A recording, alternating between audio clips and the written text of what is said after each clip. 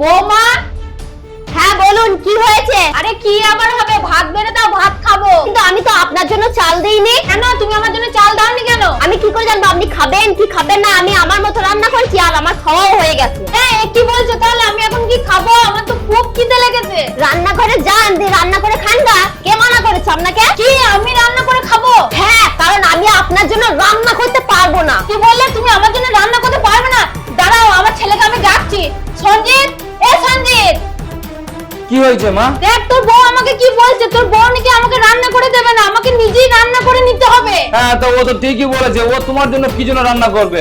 ও আমাকে বিয়ে করেছে, আমার জন্য রান্না করবে, আমার যত্ন নেবে, আর এটা ও ভালো করেই করে। কি তুইও বৌমার মতন কথা বলছিস? খারাপ কি বলেছি?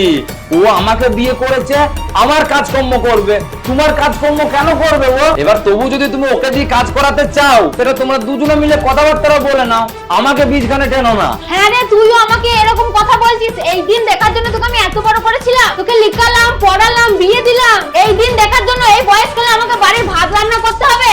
ও তার মানে তুমি বলতে চাইছো যে তুমি আমাকে বড় করেছো, পড়িয়েছো, লিখিয়েছো, আমার বিয়ে দিয়েছো আমার বউকে দিয়ে বাড়ির কাজ করানোর জন্য? হ্যাঁ, এই জন্যই তোর বিয়ে দিয়েছি। আর আমি কেন, সব মারা এটাই চাই যে বিয়ের পর ছেলের বউ এসে বাড়ির সমস্ত কাজ যেন করে দেয়, বুঝলি? আর তুই আমাকে নাকি বলছিস যে আমি ভাত রান্না করে নেব?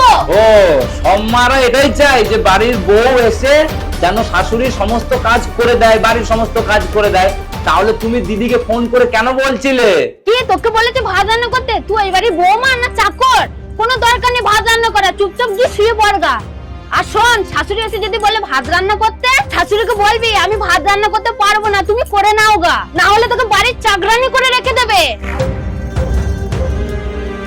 তুমি কি চাও তোমার মেয়ে শ্বশুর বাড়ি গিয়ে রানীর মতন থাকুক, আর পরের মেয়ে তোমার বাড়িতে এসে ঝির মতন খাটুক? কেন মা, কেন? দু চোখে দুজনে কেন দেখছো, এক চোখে দেখতে পাচ্ছ না? তুমি জানো তোমার একটা ভুল উস্কানি দিদির সংসারটা নষ্ট করে দিতে পারে। হ্যাঁ বাবা, আমার ভুল হয়ে গেছে, আমি বুঝতে পারিনি গো, ওকে পরে আমি ফোন করে বুঝিয়ে দেবো। আচ্ছা ঠিক আছে, তাও তো ভালো যে তুমি নিজের ভুলটা বুঝতে পেরেছো।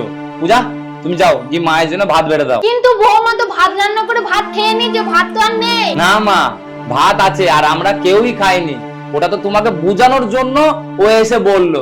যাও পূজা, মায়ের জন্য ভাত বেড়ে দাও। আচ্ছা ঠিক আছে। যাও মা, তুমি কি হাত ধুই নাও গা।